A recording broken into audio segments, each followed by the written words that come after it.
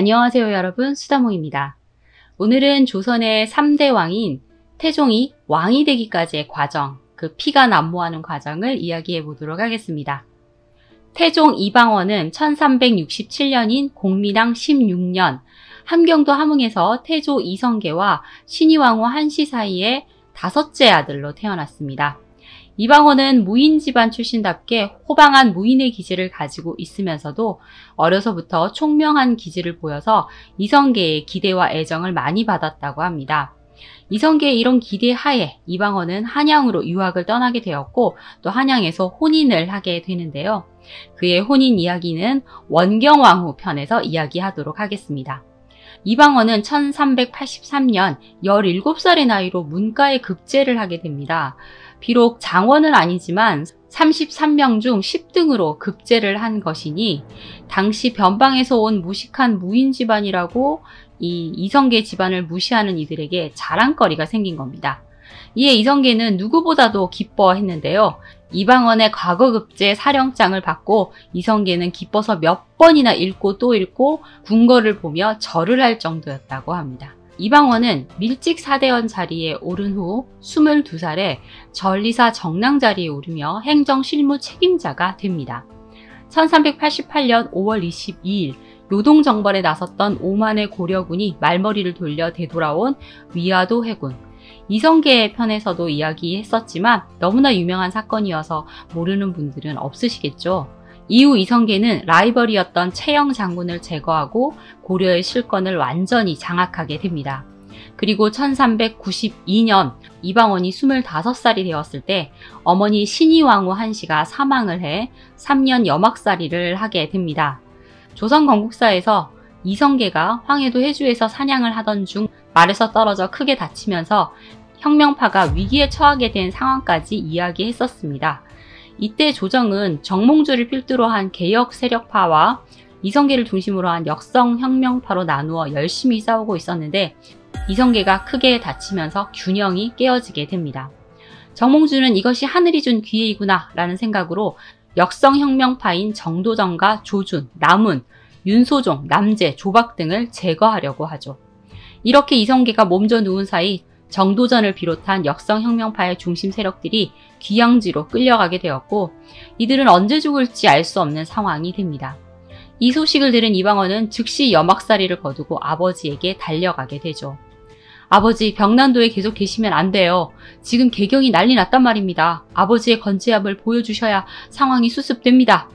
이방원은 아픈 아버지 이성계를 수레에 태워 개경으로 돌아오게 됩니다. 이성계는 개경에 도착하자마자 내 사람들을 유배 보내다니 이게 무슨 짓이냐 하며 항의 편지를 보냈지만 정몽주는 꿈쩍도 하지 않았죠. 이번이 아니면 이들을 쳐낼 수 없다는 판단을 한 겁니다. 이때 이방원이 결심을 합니다. 내가 상황을 정리해야겠다. 이방원은 아버지 이성계에게 정몽주를 제거해야 한다고 강력하게 주장해왔지만 이성계는 절대 안 되는 일이라며 돌아가서 어머니 3년상이라 치르라는 말을 했었습니다. 하지만 이방원은 정몽주를 제거하지 않으면 모든 일이 그르쳐질 것을 잘 알고 있었죠. 이방원은 형 이방과 숙부 이화, 매제 이제, 그리고 이방원이 숙부로 부르던 이지란 등을 모아서 정몽주를 제거해야 된다는 말을 다시 한번 꺼내는데요. 이성계의 명을 존중하던 이지란은 반대 의견을 냅니다. 하지만 이방원은 자신이 모든 책임을 지겠다고 말을 하며 정몽주 살해 계획을 강행하기로 했고 조영규, 고여, 이부, 조영무에게 지시를 내리고 살해 장소, 시기 등을 준비해 나갑니다. 그리고 1392년 4월 정몽주가 이성계의 병문안을 오게 됩니다. 이때 이방원은 마지막으로 정몽주에게 하여가를 던지며 의중을 떠보게 되죠. 이런들 어떠하며 저런들 어떠하리, 만수산 드렁치기 얽혀진들 어떠하리, 우리도 이같이 얽혀 100년까지 누리이리라. 하지만 이 몸이 죽고 죽어 100번 고쳐 죽어 백골이 진토되어 넋이라도 있고 없고 님 향한 일편단심이야 가실 줄이 있으랴 하며 정몽주는 단심가로 답하면서 뜻이 변할 리 없음을 말하게 됩니다. 이방원은 결국 조영무 등을 보내서 선주교에서 정몽주를 철퇴로 내리치게 해 그를 살해하게 되죠. 사실 정몽주가 읊었다는 단심가나 그가 선주교에서 사망했다는 것에 의문을 제기하는 의견들도 많습니다. 하여가와 단심가는 17세기가 되어서야 문헌에 등장을 했고 정몽주 시집에 단심가가 수록된 건 18세기의 일입니다. 그리고 정몽주가 선주교에서 사망했다는 이야기도 18세기가 되어서야 등장을 하게 되죠. 왕권을 강화해야 하던 시기, 충과 절의를 강조하기 위해 정몽주를 충의 상징으로 만드는 과정에서 그의 죽음을 극적으로 만들기 위한 장치로 선주교를 사용했을 것이다 라는 의견이 있는 것입니다. 여튼 이렇게 정몽주가 이방원의 손에 죽고 상황은 다시 역전되어 이성계의 혁명파가 살아나게 되지만 이성계는 아들 이방원에게 분노를 쏟아내게 됩니다. 이성계는 이렇게 손에 피를 묻히며 왕이 되고 싶지 않았던 겁니다. 최대한 모양 좋게 왕위를 넘겨받아 좋은 이미지로 남고 싶었던 것이죠. 그래서 정몽주가 역성혁명파를 칠 때도 꾹 참고 정몽주를 살려둔 것인데요. 하지만 역사를 돌이켜보아도 정몽주와 이성계는 나란히 걸을 수 없는 존재임을 이방원은 잘 알고 있었고 이렇게 이방원이 정몽주를 숙청했던 것입니다. 그렇게 혁명파는 위기를 넘기고 고려 왕조는 막을 내리게 되었으며 1392년 이성계는 조선의 왕 태조가 됩니다. 이때 이성계는 환갑을 바라보는 나이였으니 후계를 빨리 정해야만 했죠. 1392년 8월 본격적으로 세자를 정하는 문제가 논의됩니다. 태조가 비밀리에 공신인 백응념, 정도전, 조준 등을 불러서 세자 책봉에 관한 논의를 하게 되는데요. 백응념이 먼저 나서서 적장자를 세우는 것이 도리라는 주장을 합니다. 그러자 이성계의 표정이 굳어지게 되죠. 그리고는 조준에게 그대의 생각은 어떤가? 라고 다시 묻게 됩니다. 이에 조준은 세상이 태평하면 적장자를 먼저 하고 세상이 어지러우면 공이 있는 일을 먼저 하오니 원컨대 다시 3번 생각하소서라는 말을 합니다. 여러 잡음 끝에 퇴자가 된 것은 신덕왕후 강씨가 낳은 막내 아들 11살짜리 꼬마 방석이었습니다. 태조의 입장에서는 자신이 왕이 되기까지 물심양면으로 도와준 신덕왕후 강씨의 내조를 저버릴 수 없었을 것이고 당시 중전이 된 이도 신덕왕후이니 그녀의 자식을 세자로 세우고 싶었을 겁니다. 대신들 입장에서도 어린 방석을 태자로 앉혀두고 재상이 국정을 주도하는 나라로 만들고 싶어 했으니 이런 결정에 찬성할 수밖에 없었죠.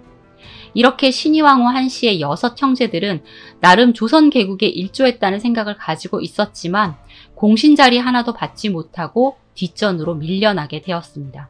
이방원 역시 개국공신에서 제외되었는데 개국공신은 1등급에서 3등급까지 모두 52명이 확정되었지만 이방원과 그의 형제들의 이름을 찾아볼 수는 없었죠. 그리고 눈 깜짝할 사이 세자 책봉 논의에서도 배제되면서 순식간에 그의 입지가 바닥으로 추락해버립니다. 이방원은 군 작호를 받아 정안군에 봉해지지만 정작 실권에서도 점점 배제됩니다. 앞서 이방원은 개국 초기에 아버지 이성계로부터 공로를 인정받아 그의 사병이자 당시 조선 최강의 군사 집단이었던 가별초를 하사받게 됩니다. 하지만 그는 세자 책봉이 이루어지기 얼마 전 선조의 능실에 제사를 지내고 능호를 지으라는 아버지의 갑작스런 명을 받고 동북면으로 떠났는데요. 그 사이에 이성계는 여러 왕자들과 공신들을 각 도의 절제사로 임명하는 과정에서 갑자기 이방번에게 동북면을 맡기게 됩니다. 그리고 뒤늦게 돌아와 이 사실을 알게 된 이방원은 어쩔 수 없이 이복 동생인 이방번에게 자신의 가별초를 넘겨주어야만 했죠.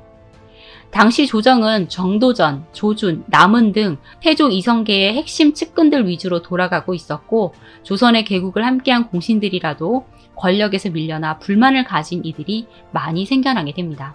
그리고 왕자들의 분노도 매우 컸는데요. 그 중에서도 가장 크게 분노한 것은 당연히 이방원이었습니다. 이방원이 조선 건국에 기여한 공이 제일 크다 할 수 있었으니까요. 이렇게 불만 세력이 모이게 되었으니 반정도전 세력의 중심으로 떠오른 것은 이방원과 이방원의 장인어른 민재였습니다. 그리고 태조의 이복동생 이화와 종친들, 신의왕후 한씨 소생의 왕자들, 그리고 하륜을 비롯한 비주류 인사들이 정안군 이방원을 중심으로 모이게 됩니다. 민재는 사위에게 역술, 풍수지리, 관상 등의 재능이 있던 하륜을 소개시켜 주는데요. 평생에 걸쳐 그에게 도움을 주는 귀인이 됩니다. 그리고 이화는 이방원의 1급 참모 역할을 충분히 했으며 이성계의 이복 형제 이지란도 이방원을 지원했고 정몽주를 죽이는 데 함께했던 조영무도 충실한 신복이 됩니다. 조선은 개국 초기부터 중국 대륙의 명나라와 심각한 외교 마찰을 겪고 있었는데요. 당시 명나라의 황제였던 태조 주원장이 말도 안 되는 이유를 들먹이며 틈만 나면 시비를 걸어왔던 것입니다. 명나라의 사신으로 갔던 이염이라는 사람은 꿇은 자세가 마음에 들지 않는다는 이유로 주원장에게 거의 죽을 때까지 맞아서 돌아오는 사건도 있었습니다.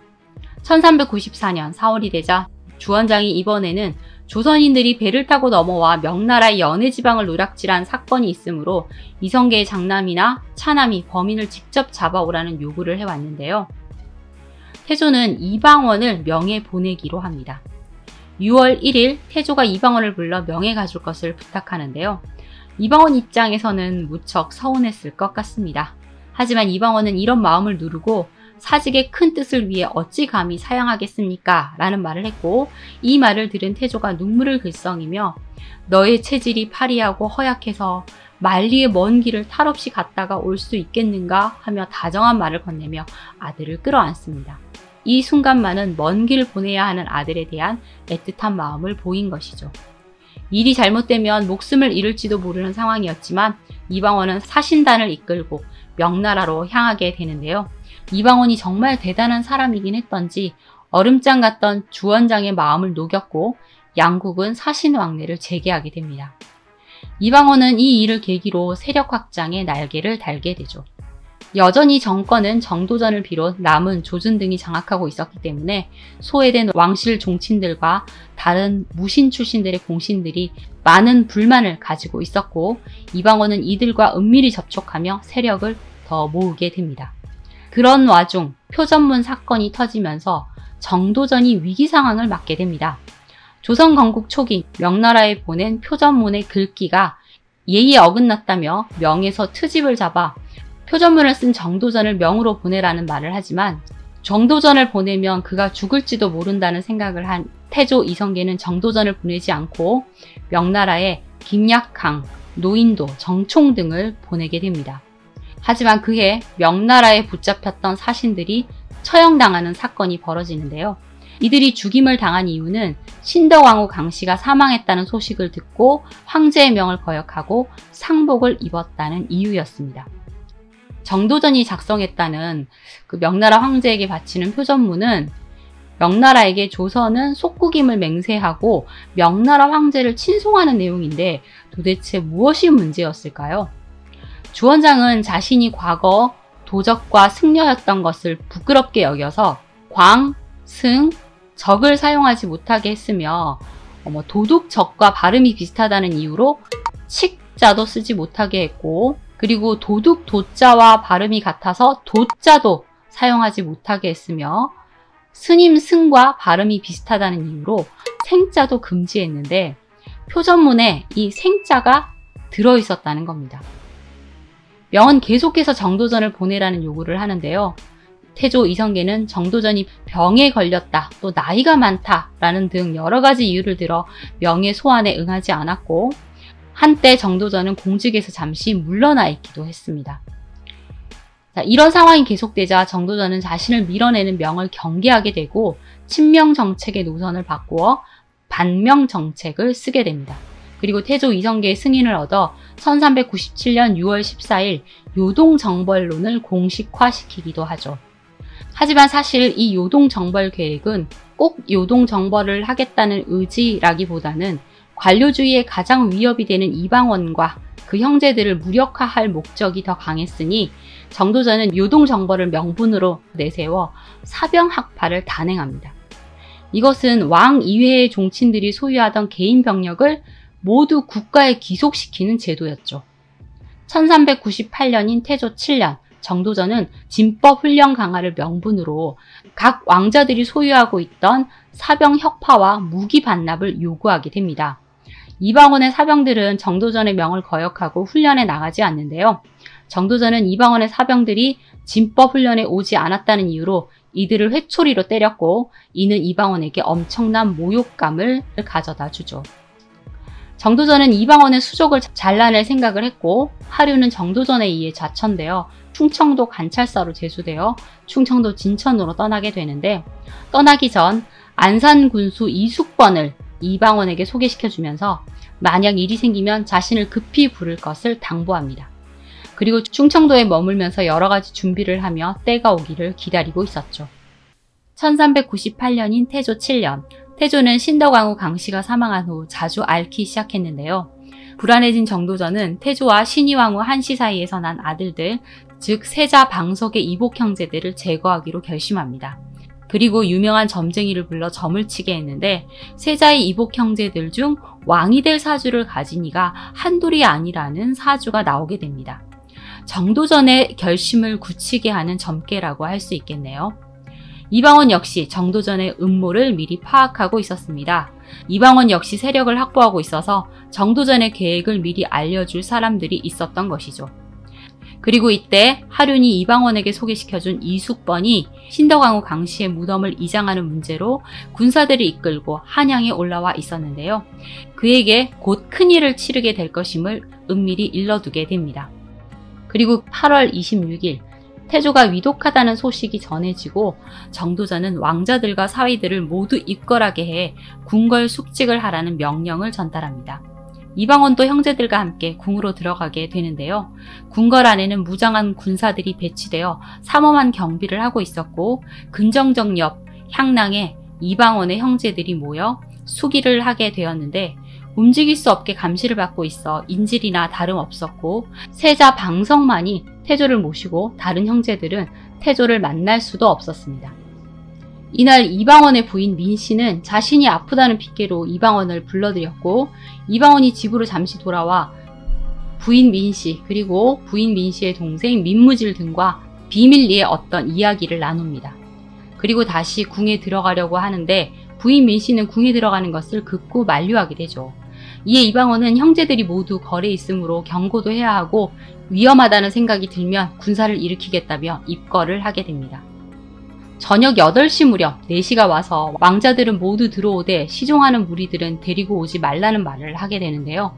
이성계 이복 동생 이화와 태조의 사위 심종, 이재 등이 안으로 들어갔는데 이방원은 궁중의 문에 등불이 모두 꺼져 있는 것이 뭔가 이상하다는 생각을 하게 됩니다. 그래서 배가 아프다며 뒷간으로 들어가 이런저런 생각을 합니다. 이때 밖에서 이강공 이방이와 회안공 이방간이 동생 이방원을 애타게 찾는데요. 이방원은 뒷간을 뛰쳐나와 이제는 어쩔 수 없다 하며 결단을 내렸고 그대로 영추문을 통해 밖으로 나갔고 형들도 함께 집으로 말을 달립니다. 그렇게 거사는 시작되게 되는데요. 부인 민씨에게 소식을 들은 하륜도 바로 한양으로 올라와 거사의 정당성을 알리고 사람들을 모아 이방원을 지원하게 됩니다. 그리고 이숙번을 비롯 형 이방이, 이방간, 그리고 이백경이 합류를 하게 되는데요. 군사의 규모는 기병 10명, 포졸 9명, 노복이 10여 명이라고 기록되어 있습니다. 군사라고 칭하기에는 정말 민망한 수라 분명 기록보다는 더 많았겠지만 거사를 일으키기에는 부족한 수임이 분명하죠. 이들은 군호를 산성이라고 정하고 군의 최고 기관인 삼군부를 점거합니다. 그리고 정도전 일파를 잡기 위해 정도전이 기거 중인 남은의 첩이 사는 집으로 가게 되는데요. 당시 정도전은 남은 이방석의 장인 심효생과 이야기를 나누고 있었습니다. 이방원은 정도전이 있는 집 주위를 포졸들로 둘러싸게 하고 이웃집 3곳에 불을 지릅니다. 이때 정도전이 깜짝 놀라 도망해서 그 이웃에 살고 있던 전판사 민부의 집에 숨어들었는데 민부가 이방원에게 달려와 배가 불룩한 사람이 내 집에 숨어들었습니다 라며 정도전이 숨어있는 것을 알립니다. 이방원은 소근 등 4명을 시켜 정도전을 잡아오게 했고 정도전은 이때 침실에 숨어 있었는데 소근이 빨리 투항해서 밖으로 나와라 라고 소리를 치니 정도전이 자그마한 칼을 가지고 밖으로 나오게 되죠. 소근이 칼을 버리라고 외치자 정도전이 칼을 던지면서 문 밖으로 나와 청컨대 죽이지 마시오. 한마디 말하고 죽겠소. 라고는 이방원 앞으로 와서 예전에 공이 이미 나를 살렸으니 지금도 살려주시오 하며 목숨을 구걸하는 말을 합니다. 예전에 그를 살렸다는 것은 이방원이 정몽주를 죽여 그를 살렸던 것을 말합니다. 드라마에서는 정도전이 아주 의연한 모습으로 마지막을 맞은 것으로 묘사되어 있지만 실제로는 이렇게 목숨을 살려달라 빌었던 것입니다. 그럼에도 불구하고 그의 머리는 곧 베어지게 되는데요. 조선의 근간을 만든 이의 최후로는 너무나 허무한 최후가 아닌가 싶습니다. 심효생 역시 바로 잡혀서 목숨을 잃었고 나무는 간신히 몸을 피해 성문 밖으로 도주했지만 이방원의 군사에게 잡혀 역시 죽임을 당하게 됩니다. 그리고 불길을 보고 달려온 찬성 유만수, 친군이 도진무, 박위도 목이 베어지죠. 새벽 2시가 되자 이방원은 광화문에서 남산에 이르는 곳곳에 횃불을 피워 올리게 하는데요. 군사가 대규모인 것으로 보이기 위한 수단이었죠. 난이 일어났다는 말을 들은 태자 방석은 궁궐의 수비대를 지휘해서 반란군을 진압해 보려고 했지만 환하게 밝혀져 있는 횃불을 보고 광화문에서 남산까지 꽉 찰 정도의 군대가 동원된 것으로 알고 전의를 상실하게 됩니다. 곧이어 경복궁을 장악한 이방원은 세자 방석을 궁 밖으로 내보내라는 요구를 합니다. 태조는 방석을 살려준다는 약속을 믿고 그를 내보냈는데 그때 방석은 울면서 밖으로 나갔고 방석의 부인 심씨는 남편의 옷자락을 당기면서 통곡을 했다고 합니다. 태조는 설마 이방원이 동생을 죽이리라 라는 생각을 했지만 방석은 궁성의 서문 밖에서 참살당하게 됩니다. 그리고 급히 도망쳤던 신덕왕후의 큰아들 이방번 역시 양화도 부근에서 죽임을 당합니다. 방석과 방번이 죽임을 당했다는 소식을 듣자 태조 이성계는 통곡을 하며 몸부림을 치다가 정신을 잃고 쓰러졌는데요. 궁녀와 내시들이 급히 옥체를 일으켜 자리에 눕혔지만 혼수 상태에 빠져 옆에서 어떤 말을 하여도 알아듣지 못했다고 합니다. 그리고 잠꼬대로 현비 미안하오 방번 방석이가 못된 방원이란 놈한테 맞아 죽었구려 하며 헛소리를 되풀이했다고 합니다.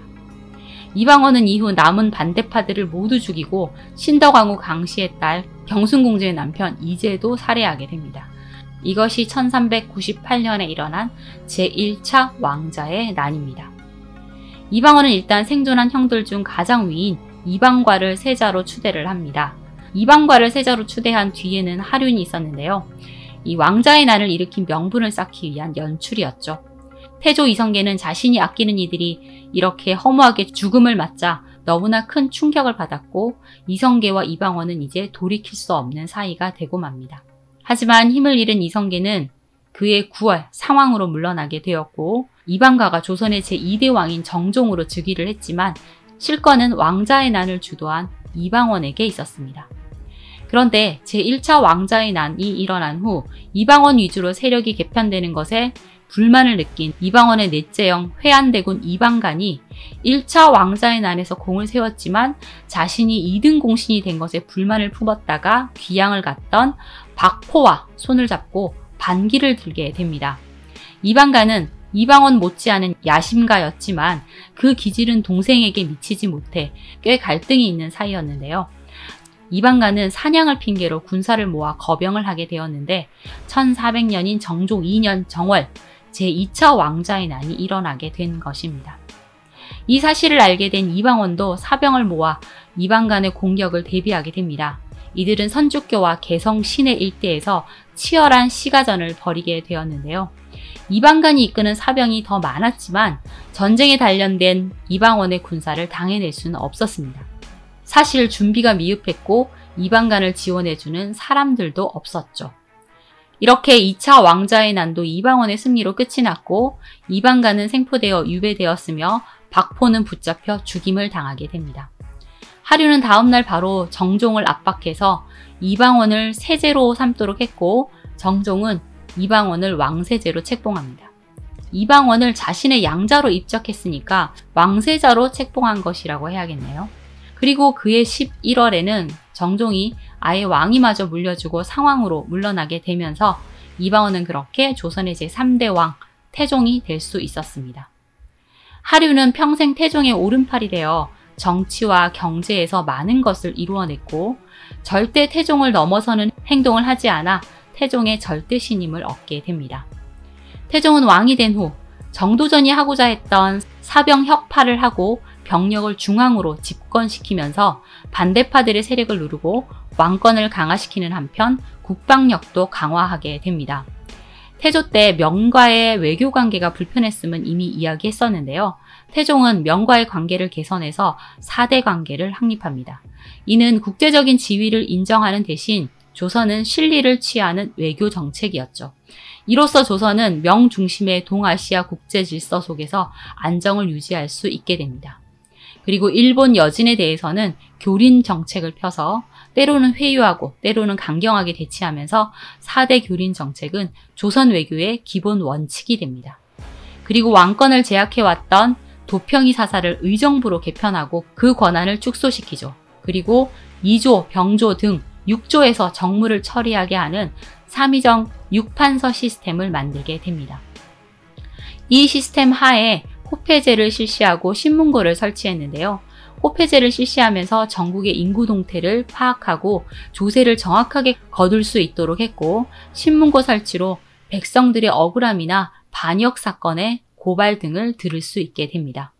또 노비제도를 완화하는 종부법을 제정하고 농경사업 지원, 사원 재정의 국고환수 등 대대적인 국책을 시행하면서 조선은 조금씩 안정이 되어 갑니다.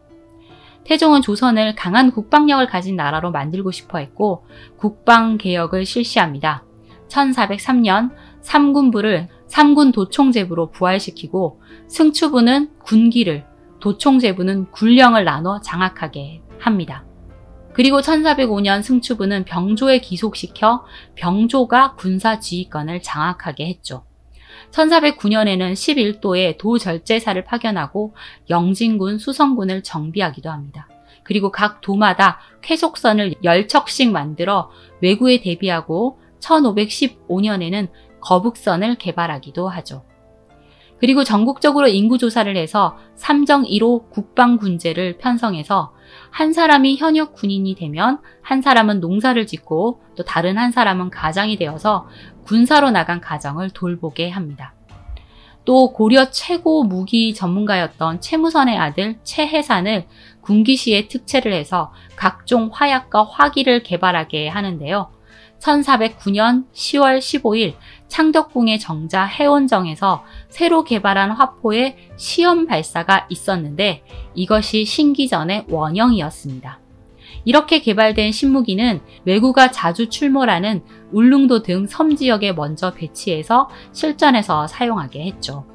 태종 때 이 대마도를 정벌한 것도 잘 알고 계시죠? 덕분에 왜구들의 출몰이 크게 줄어서 조선의 변방이 안정될 수 있었습니다. 태종은 즉위초 왕권 강화를 위한 기반을 마련한 후에 간쟁을 맡은 문화부 낭사를 사간원으로 독립시킵니다. 이렇게 언로를 열어서 전제 정치를 견제할 수 있는 시스템을 만든 것이죠. 또 민생에도 힘쓰는 모습을 보였는데요. 물난리를 자주 겪었던 신의 하천을 정비해서 지금의 청계천을 만들었습니다. 이때 일화를 보면 피로 군주가 된 태종의 이 백성사랑을 엿볼 수 있습니다. 1415년인 태종 12년 겨울 이 청계천 공사를 하고 있었는데 농번기에 이 백성들과 군사를 동원하니 생산성이 떨어지고 백성들의 원성이 커졌던 겁니다. 태종은 백성들이 얼어 죽지 않게 배려하고 음식을 충분히 먹을 수 있게 하달했으며 해민서, 재생원 등의 이 의학사들에게 미리 약을 만들게 합니다. 그리고 천막을 쳐서 병사들이 발생하면 바로 치료를 할 수 있게 했죠. 그리고 이어 경인운하와 태안반도 운하를 준비하기도 했습니다. 태종에 대한 재미있는 일화를 하나 이야기해보면 태종 4년 2월 8일 태종이 잠시 휴식을 취하기 위해 사냥을 나섰는데요. 이때 따라온 사관이 못마땅했지만 사관의 동행을 거부할 수는 없었죠. 사관의 임무는 왕의 모든 말과 행적을 기록하는 임무를 지닌 사람들이었기에 왕이라고 해도 그들을 물릴 수는 없었던 겁니다. 그런데 사관에게 너무 신경을 쓴 탓인지 태종은 화를 쏘다가 그만 말에서 떨어지게 되는데요. 말에서 떨어졌으니 정말 아팠을 만도 한데 사관이 이를 기사로 쓰게 되면 역사에 영원히 남을 망신이라는 생각을 해서 벌떡 일어나 좌우를 돌아보면서 사관에게는 이를 알리지 말라라는 말을 합니다. 그런데 실록에 이 말까지 기록되었으니 그 사건을 사관이 모르게 하는 것은 실패했던 것이네요. 태종이 가장 공을 들인 일은 다음 왕이 될 아들을 위해 인재를 준비하는 것인데요. 태종이 준비한 인재는 바로 세종대 명재상으로 불리는 황희와 맹사성입니다. 사실 황희는 양녕대군을 폐위하고 세종이 될 충녕대군을 세자로 앉힐 때 적통승계의 원칙을 내세워 결사 반대했다가 5년간 유배 생활을 했는데요. 태종은 수시로 황희를 감시했다가 그의 충성심이 여전한 것을 알고 세종 즉위 후 그를 풀어 중용하게 합니다. 그리고 1418년 태종은 세종에게 양위하고 상황으로 물러나면서 그가 이루지 못한 과업을 아들 세종이 이루도록 하죠. 조선 왕조를 통틀어서 자신의 자발적인 의지로 양위를 한 사람은 태종이 유일합니다. 1322년 5월 태종은 세종과 함께 매사냥을 하고 돌아온 후 병석에 눕게 되는데요. 병석에 누운 지 얼마 지나지 않아 56세의 나이로 사망하면서 그의 파란만장한 생을 마감하게 됩니다. 오늘은 조선의 제3대 왕 태종의 인생사에 대한 이야기를 해보았는데요. 그는 형제들을 죽이고 왕이 된 비정한 인물이지만 개국 초 혼란스러운 조선을 안정시켜 조선왕조 500년의 기틀을 마련한 군주이기도 합니다. 오늘의 이야기는 여기까지입니다. 여러분 좋아요, 구독, 알림 설정 잊지 마세요. 지금까지 수다몽이었습니다. 감사합니다.